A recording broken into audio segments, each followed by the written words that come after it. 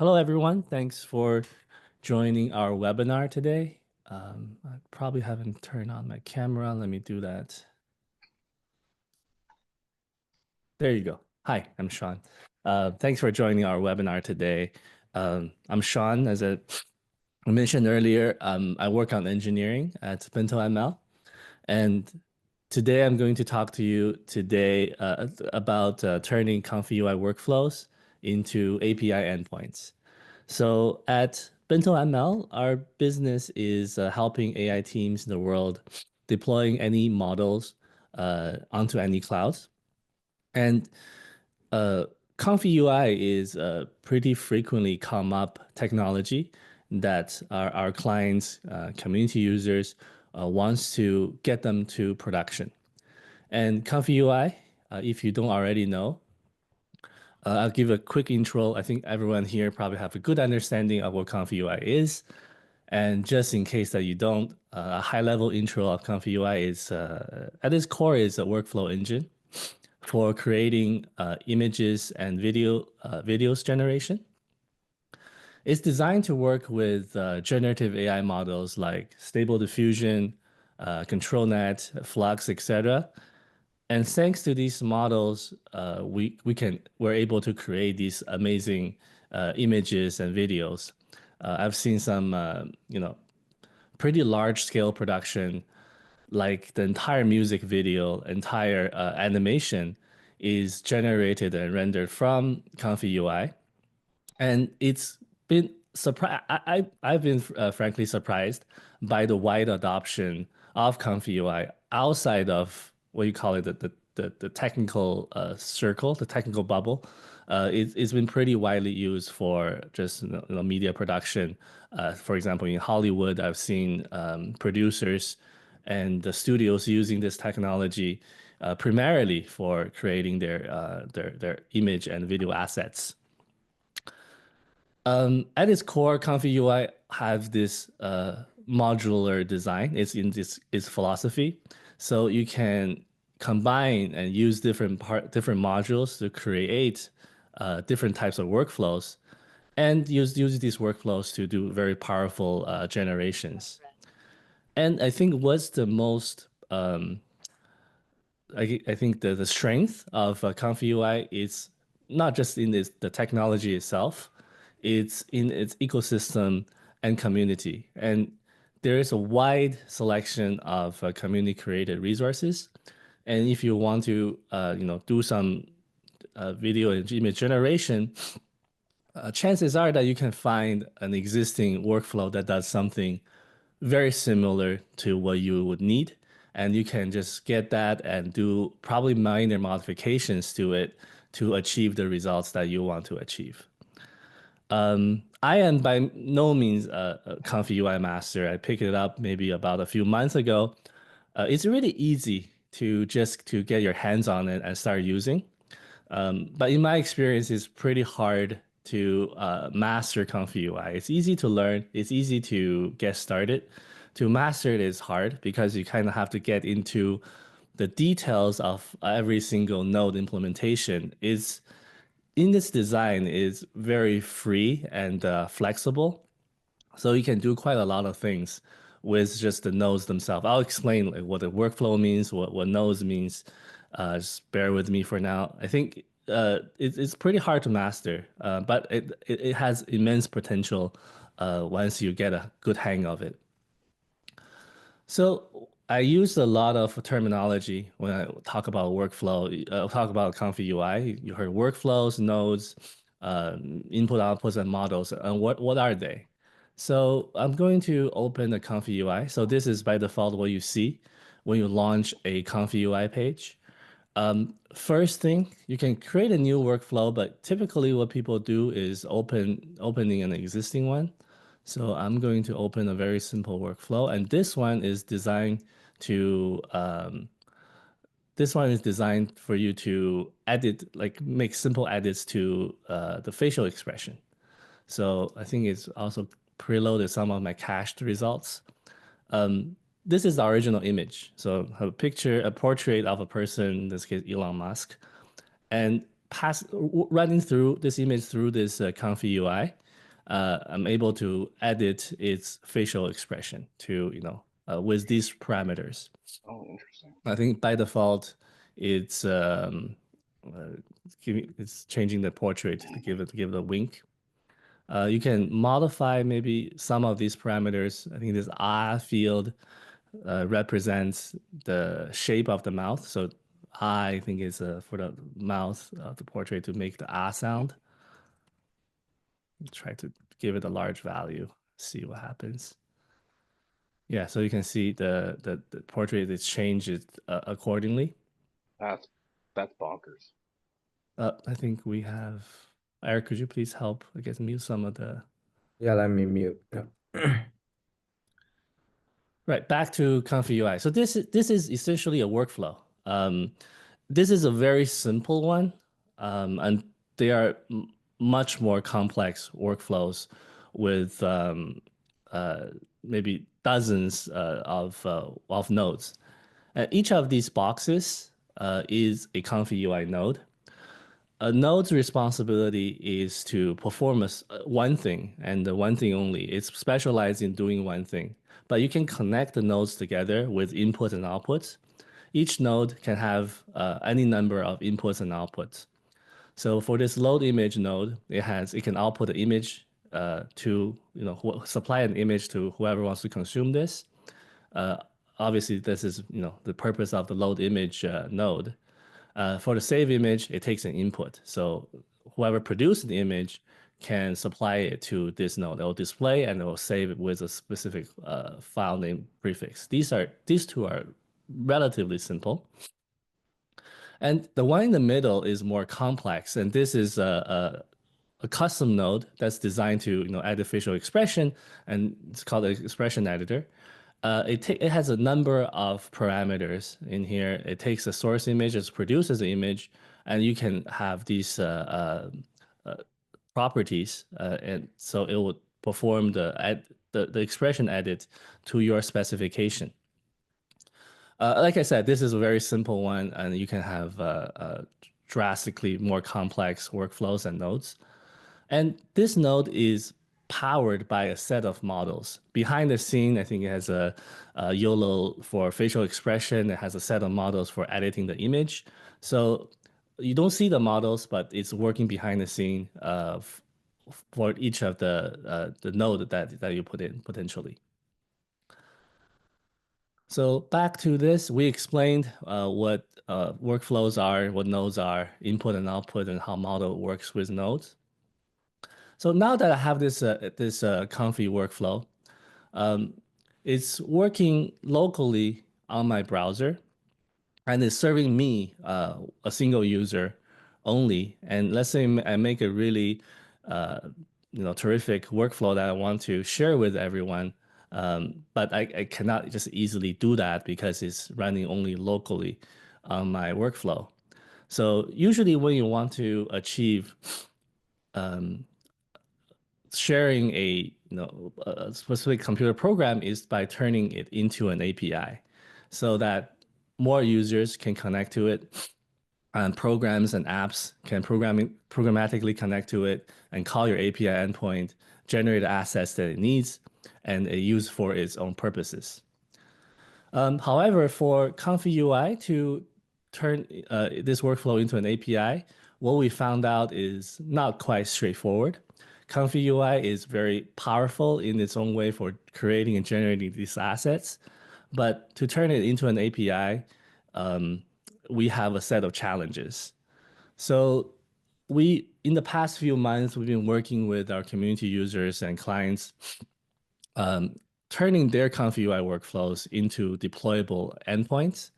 And throughout this process, we build a set of tools, and we decide to make it open source so that more people can benefit from using it, and hopefully they can easily turn their workflow into APIs. So this open source project we created, it's called cpack. At its core is for packaging, unpacking, and deploying any workflow as an API, and it's installable as a ComfyUI add-on, and it does three things. So we mentioned it packs the environment as an artifact so that it can be shipped to someone else or deployed as an endpoint. Obviously, when you pack, you can unpack it to restore a ComfyUI environment, and you can recreate the exact workflow somewhere else. And I'll explain why this sounds pretty simple, but it's not intrinsically very easy to do. And lastly, its job is to deploy an API as an endpoint so that you can control exactly how the API behaves with what inputs and what output parameters, and so that more people can make calls to it. And to install ComfyPack is pretty straightforward. As mentioned earlier, it's implemented as a ComfyUI Manager add-on. So if you use ComfyUI, you're probably familiar with ComfyUI Manager. ComfyUI Manager lets you. This is where the power of ComfyUI comes in. You can use it to install and uninstall any type of workloads. You can use it to manage your models, and use ComfyUI Manager. You can just search up for ComfyPack, and it's installable as a ComfyUI add-on, and I already have it installed here. And you know that because ComfyPack adds a set of capability that's you can see that from the UI. So first of all, you get this pack and unpack buttons on the UI.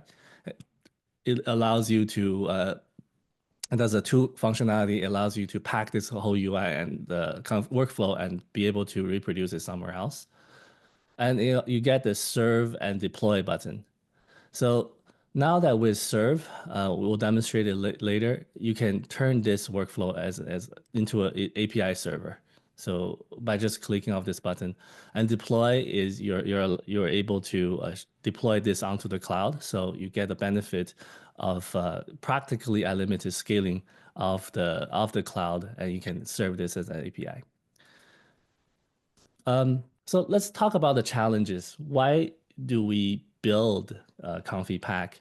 So ComfyPack helps you in solve three particular problems. First of all, ComfyUI isn't by itself, by design, easy to be used as a RESTful API endpoint.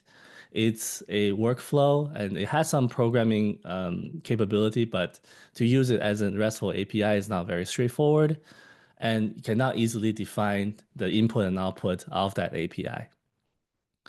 Secondly, replicating the workflow is very challenging because you have to narrow down all its dependencies and replicate all its dependencies to keep the behavior identical of a workflow that you created, or even to get a workflow to work. A lot of things have to be installed correctly to its specific version so that the behavior is replicated elsewhere. Thirdly, is the ability to scale the workflow for production traffic. So to deploy it as an endpoint running on a laptop is one thing, but to serve it for production traffic, to be able to handle the high concurrency, bursty traffic is another set of challenges. So to make it ComfyUI handle production traffic is the third capability that we added to ComfyPack. So let's talk about the first challenge, defining API contracts with the ComfyUI. So ComfyUI Workflow, it just, ComfyUI is designed to work in the browser. It has all these dials and knobs that you can change and work on your, creative workflow. But to serve as an API RESTful endpoint, there's not much that ComfyUI intrinsically can do. And it's not really straightforward to define as an API to define what the input and output of this workflow is. As you can see, a lot of things can be edited here. First of all, the source image, I can change any source image to be edited, and second, you see all these tunable parameters. Each of the portrait edits, you can rotate the character, make the character blink, I guess change the pupil size, make the mouse say whatever shape that you want to change it to, make it smile. So a lot of things that you can edit. If you want to expose as an API, what's the field that you want to expose it in? So to solve this problem, we introduced a set of cpack nodes. So we can add this. We can add these nodes by clicking Add Nodes and then select cpack. We have two types of nodes, input and output. Input nodes define what type of input you want to expose. So first of all, we can add an image input. So this lets the user to input an image to this workflow, which makes sense because this workflow lets you edit the portrait. So we connect the output of the image to this node, and here we can. No, I'll load it up later. So now that the API can recognize that we want to create an image as an input, and to define the output is very similar. We can also click Add Node and select cpack and use the output node this time. And since we're outputting the image, we can use the image output, and then we can connect this to the image output. One more thing that we need to add it is the file name prefix. This way we know what name of the file that we are saving so the API can find it. Now that we're using the new input and output nodes, we can get rid of the existing ones. And let's try if it works as expected. We load it up. These are cached images. If we rerun, they'll get updated. We can try updating the value of another field to see the image gets updated. Maybe this too small of a value to see difference.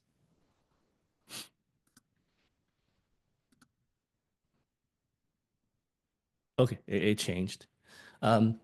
So we can, now that we have the input and output defined, we can use the server functionality. And by clicking onto this, it's trying to bring up a API server locally, running on port 3000. And by clicking onto this, you see this if you work with any APIs, this interface should be very familiar to you.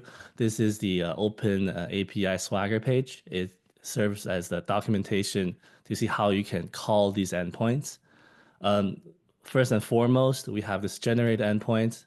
As we defined earlier, it takes a source image and output the edited image. We can try this here. Click on execute.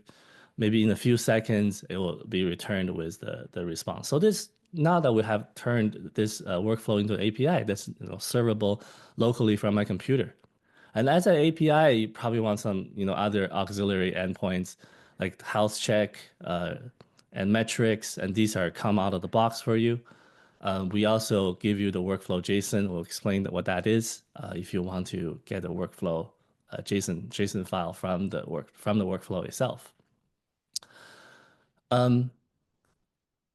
Back to the workflow, you can add more inputs, right? As an API, you probably want your user to be able to tune other fields. For example, we've been toying around with this field, I think the R field. Let's try to convert this into an input field. Right now, this lets you change it in the UI. So for ComfyUI, you can make it convert to an input.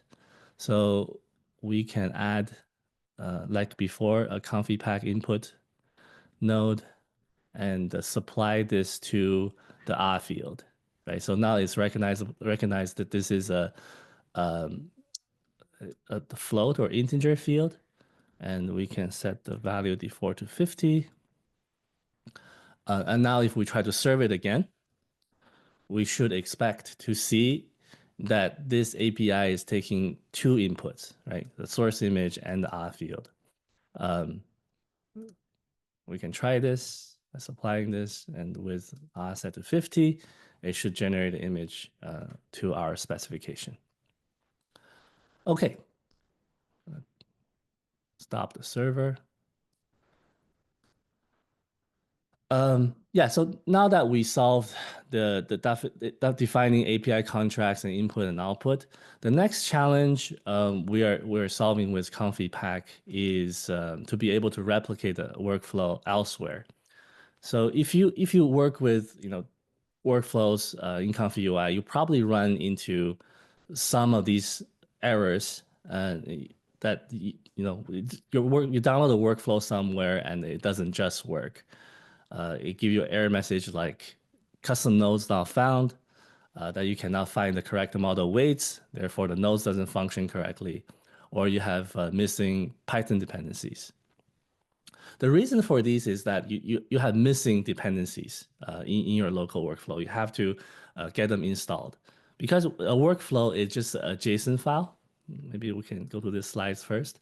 So to be able to fully replicate the workflow, we need, I guess, 5 different things to be fully replicated. The first thing is workflow JSON. This is just a workflow that you acquire from maybe open source or community generated assets. You get a workflow.json. And on top of that, you also, to be strictly correct, you also have the same version of ComfyUI, because ComfyUI is a very rapidly developed project. Using a different version can behave slightly different. So to keep the behavior exactly correct, we need the exact same revision of ComfyUI. But more importantly, we need to keep the same versions of Python packages. That means that all the set of dependencies that we install from pip install -r requirements has to be exactly the same. Custom nodes. So we showed in the workflow that we have one custom nodes for editing facial expression, but you have more complex workflows. You have dozens of custom nodes, and those has to be installed to the correct versions. And very importantly, these custom nodes have to stay compatible with itself. So that's why installing the right revision when you're replicating the workflow is very important. And lastly is the model weights. So you have to have the correct version of Flux or Stable Diffusion to power these custom nodes. Otherwise, they don't function at all. So we have to keep all of these dependencies exactly the same. And to get that, we have set of questions. So when we have, for example, custom node not found, which Git repo do we clone it from? So we have to search around, guess based on the name, search on the internet to look for these custom repos for the custom nodes. And for the model weights, even for the same Stable Diffusion model, there are multiple different versions. How do I make sure that I'm getting just the right model for this workflow? And lastly, for the Python dependencies, what Python packages I need to install to make this workflow, to fully replicate this workflow. And these are questions and problems that we commonly run into when working with these workflows. And to solve this, we made the capability to package these as a single artifact. Maybe what I can do is show this page a little bit. So we can package the Comfy workflow deploy on one server into a deployable artifact. And this artifact includes all the Python packages locked to a specific version so that we guarantee that it stays compatible to each other. And also we lock down the custom node revisions. And that means we detect whatever custom node is running in this workflow and record down its revision so that when we deploy it elsewhere, we know which custom node and from which Git repo to download it from. And third thing it records is the model hashes. So we mentioned that the model can have different versions, and to make sure that we're acquiring the exact same model, we compute a model hash. And this SHA-256 model hash, you can use to compare to models that you acquire from anywhere. Usually, if you get it from Hugging Face or from Civitai, these places tells you what the model hash is, so you can make sure you can verify that the model you're downloading is the model that's intended to be used in the workflow.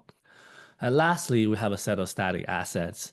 So many assets have default inputs so that you want to keep it together with the workflow so you know what to use when you want to just use the default configuration. When it's deployed or unpacked, ComfyPack is able to dynamically generate these for you on demand. First of all, it creates a Python virtual environment. It downloads all the Python packages based on the locked version in the artifacts. And so that you can activate that virtual environments and make sure that you have the right dependencies. Next, it's fetching all the Git cloning, fetching all the GitHub custom nodes with the revisions that you specified. So you have the custom node installed, you won't run into any custom node missing problems.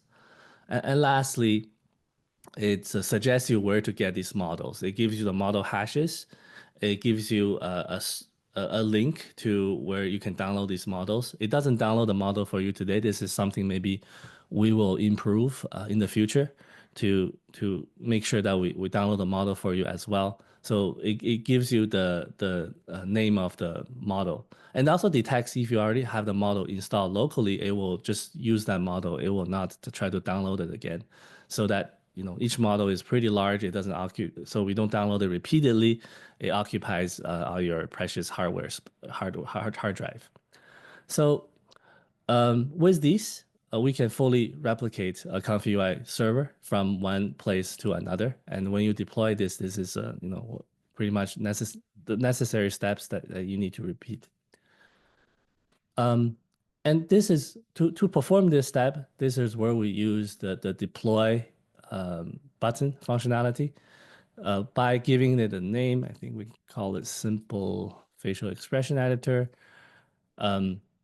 This also push this to this artifact to the cloud. I'm going to do that step later.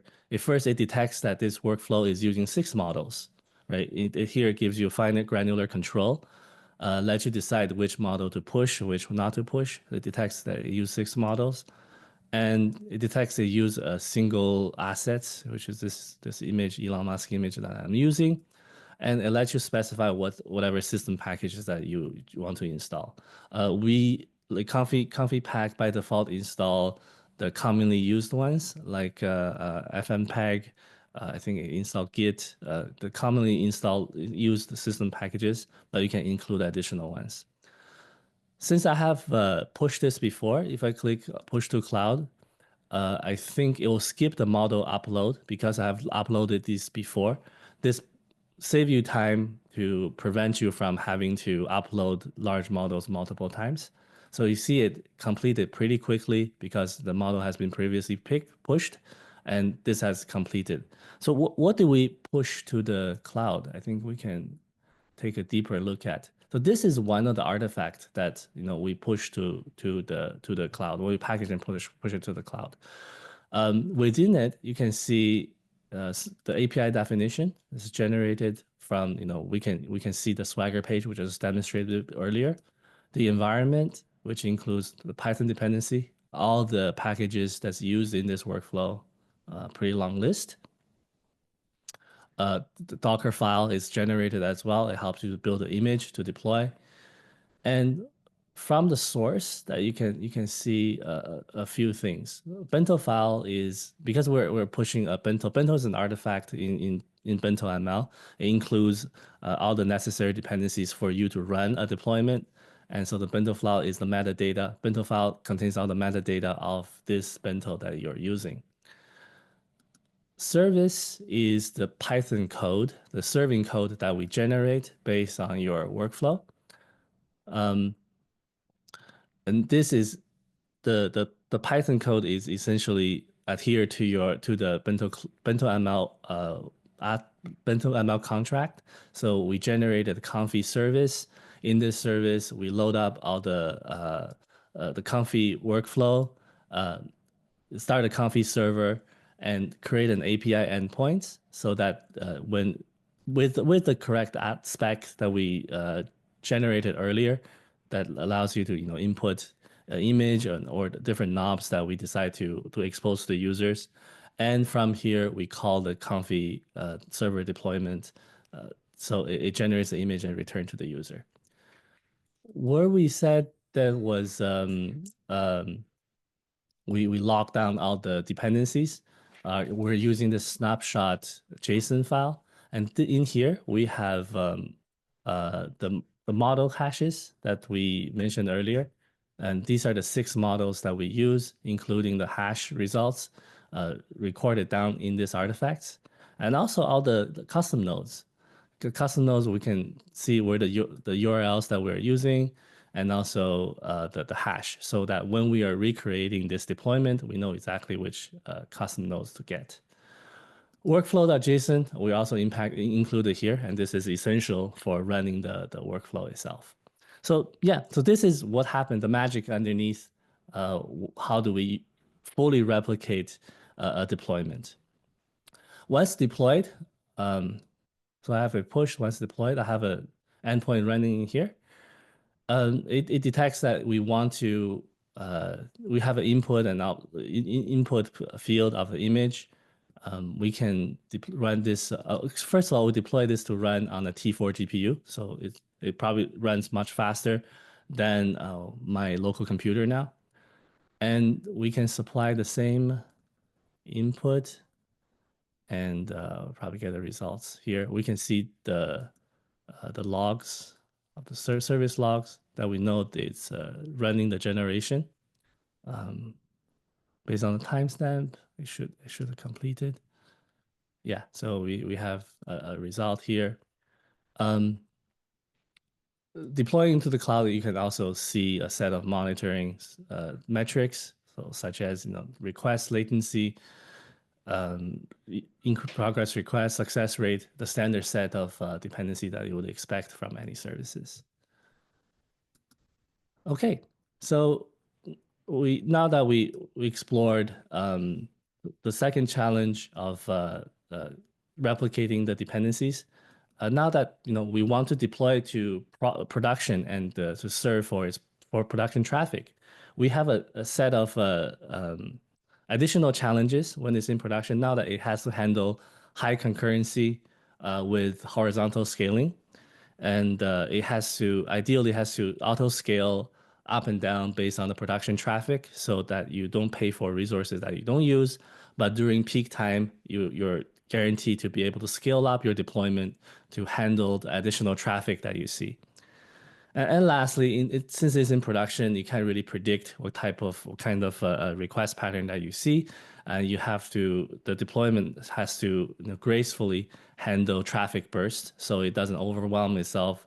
It properly serve these requests over time, and protects itself from getting overwhelmed, having the necessary distributed systems to handle the request and the request queuing. And this is the deployment architecture that we're using once we deploy to the BentoCloud.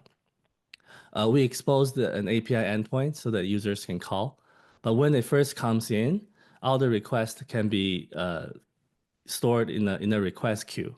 So in the previous deployment, we saw that we only have a single replica of the workflow that we deployed. So it's capable of coming back to this page. So we have a single replica running right now. I deployed 12 hours ago. It's capable of serving like requests coming in, just low volume of requests.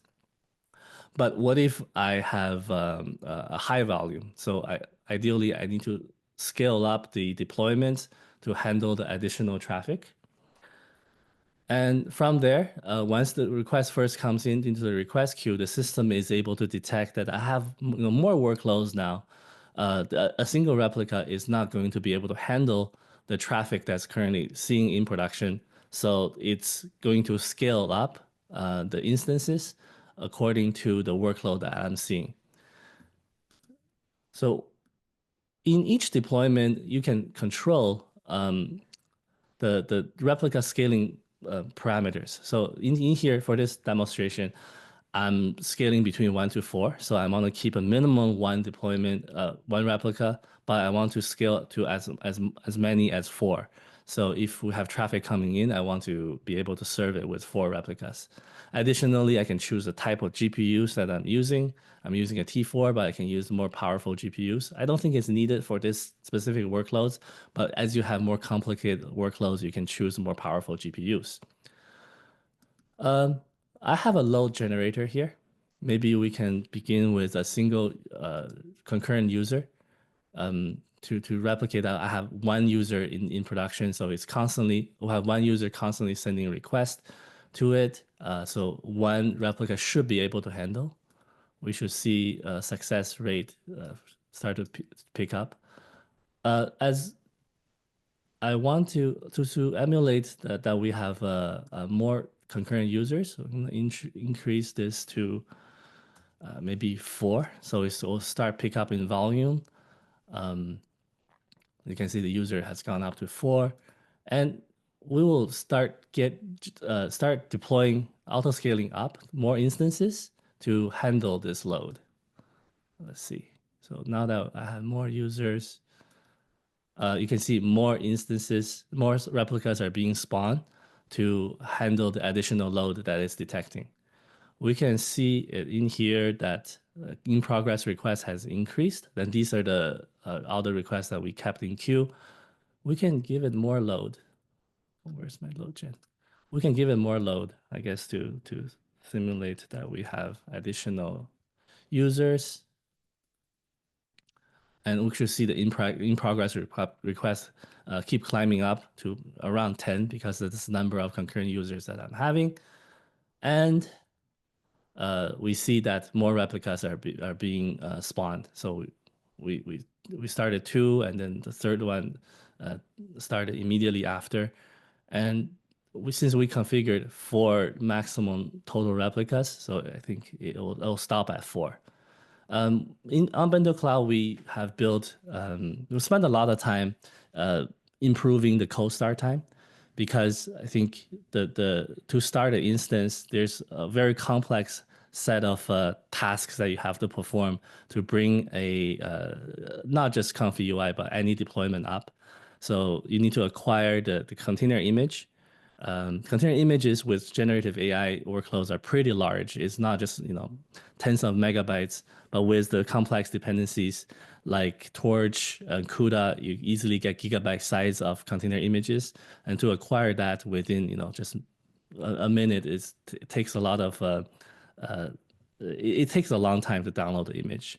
And beside that, you have to download the model itself. So to bring up an instance, a lot of assets needs to be acquired, and which will drag down the cold start time. We invested a lot of time and efforts to improve the cold start time. So you can see these instances starts around the minutes to join the fleet and serve the requests that we have. From the monitoring dash, you can see that we have 4 running instances. Picked up, we have elevated the requests coming in, and we're serving all of these requests successfully. We have 100% of success rate.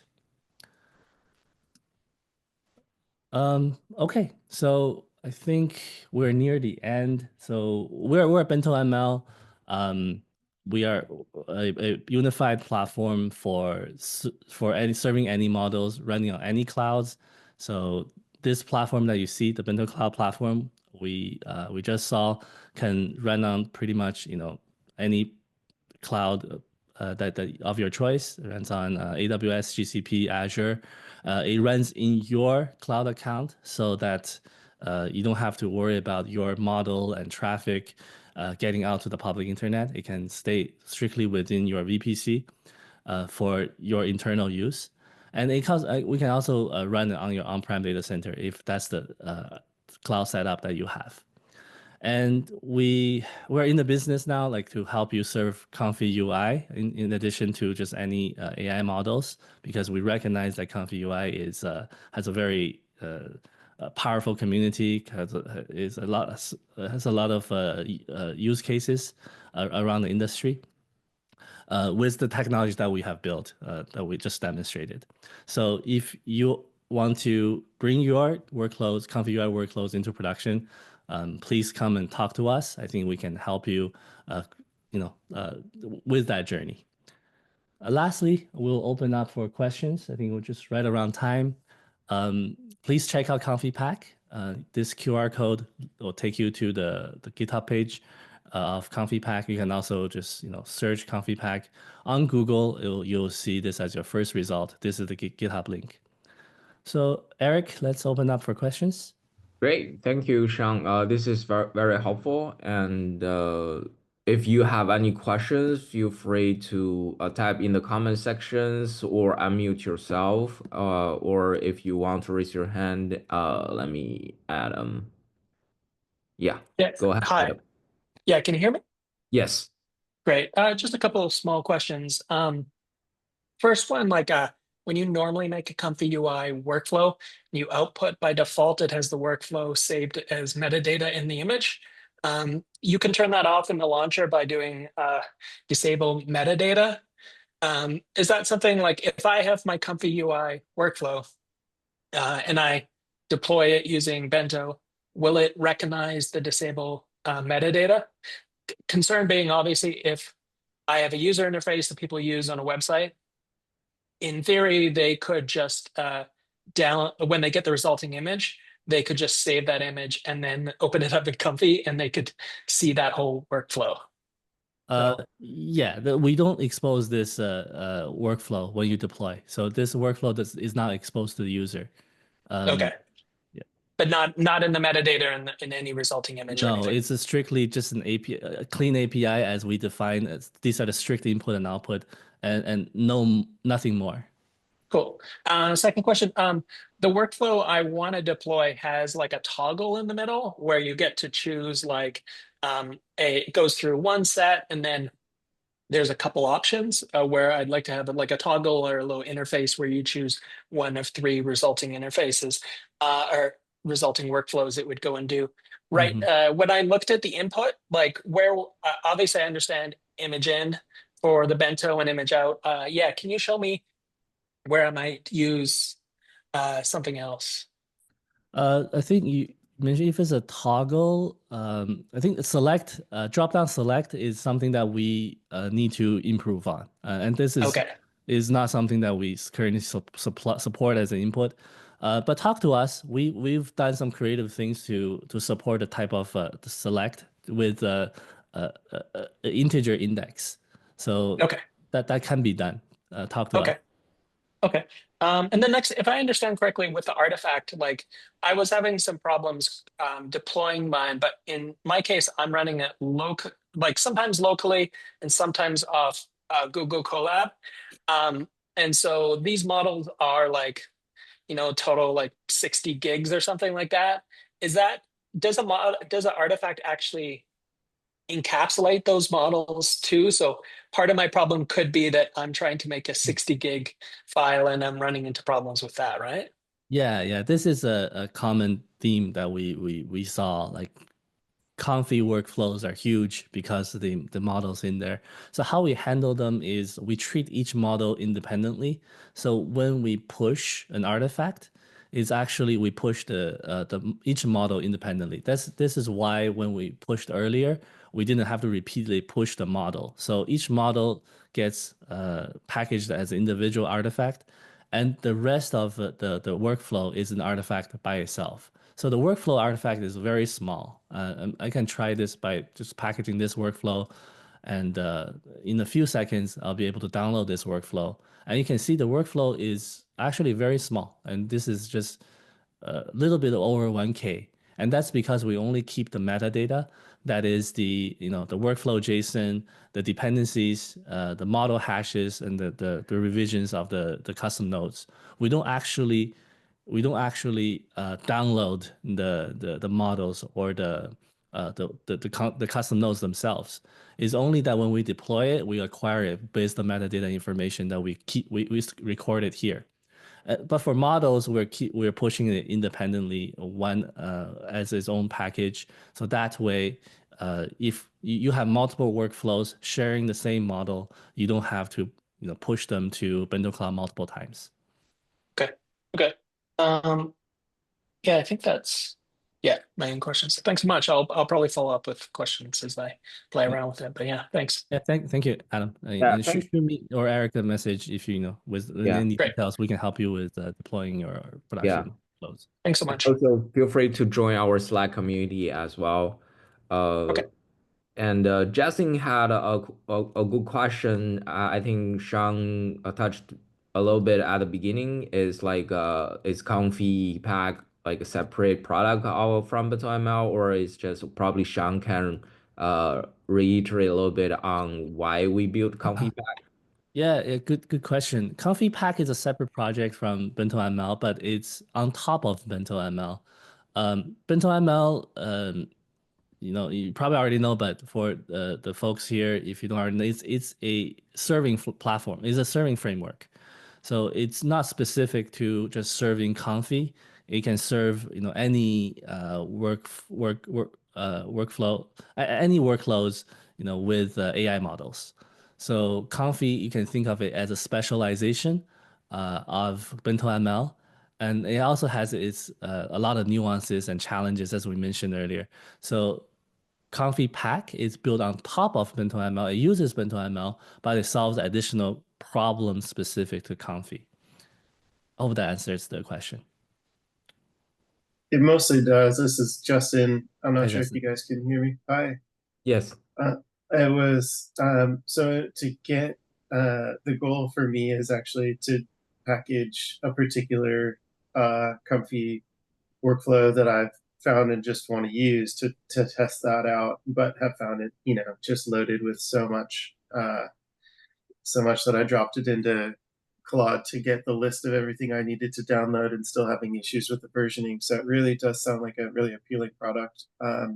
So would the workflow be like sign up for BentoCloud, then within BentoCloud, you'll see something about ComfyPack and be able to download or upload a workflow to use the product? Yeah, the ComfyPack is add-on to ComfyUI. I think if you join late, how you install ComfyPack is through the ComfyUI manager. Oh, got it. Okay, that You makes can, you can sense. search for ComfyPack and you can, I have already installed, you can install it and then you will see the additional menu items, see pack unpack and deploy, serve and deploy. That makes sense. Yeah, Perfect. and that Yeah. interact with you know, Bento. And if you don't, I think it also you can use it independently without Bento as well. Since it's a fully open source, and that's the pack and unpack feature. You can pack a comfy workflow and then, you know, unpack it elsewhere to fully reproduce its functionality, and you can just use the serve functionality from there to deploy it. That makes sense. Thank you for the breakdown. One Thank you, follow-up. Justin. I was just curious if the way that it's capturing that information is if someone creates a custom node, is it do you pull the data from the custom node or the model to know what that link is, or how do you tie those two things together in terms of understanding from the workflow, like where the best place is to get that, you know, in the instance it's up on Hugging Face as well as Civet, or like something that there's confusion there about the version or the location. Yeah, good question. So there are a couple of things that you mentioned in there. One is the custom nodes, one is the model. So for the custom nodes, we can the custom nodes are like when you dive into the Comfy UI directory, there's actually a directory called custom nodes. And from there are each installation of the custom nodes. And you can, those installation are Git clones. So each of the directory under custom nodes directory is a Git repository. And from there you can get the, you know, the Git remote address, and you can get the revision that you're currently installed. And that's how we are acquiring where we are getting and installing the custom nodes. So when we package or deploy a Comfy workflow, we keep those metadata information. And second is where we get the models. Models in the ComfyUI directories are stored under, you know, models directory, and each subdirectory under there contains one or multiple models. And those are just model weights files.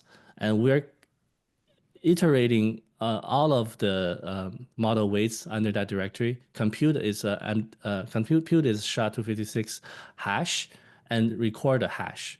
And we also search on, like, model is not very straightforward because it doesn't have a deterministic place to download this model. What we do is we do a search for the common places, such as Hugging Face on a Civet, so that for the specific hash that we computed, 9 out of 10 times we can find that model.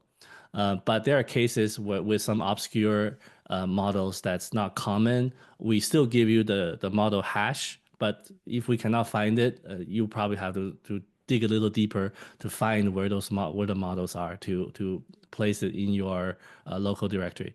So once you have it in your local directory, when you push the BentoCloud, we just push the model weights local that you use in this workflow. I hope that's useful. That does. Yeah, that makes sense. I'll see if I can get it working and reach out if I've got questions. Please do. Thank you, Justin.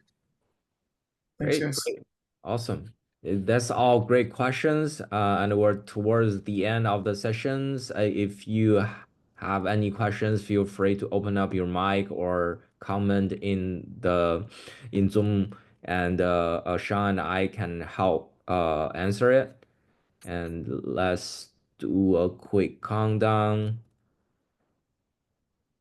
Okay. And if you don't have any question right now, feel free to check out ComfyPack on GitHub and BentoML.com. If you want to discuss with us for more customized questions, feel free to join our Slack community. Sean and I are in the Slack community.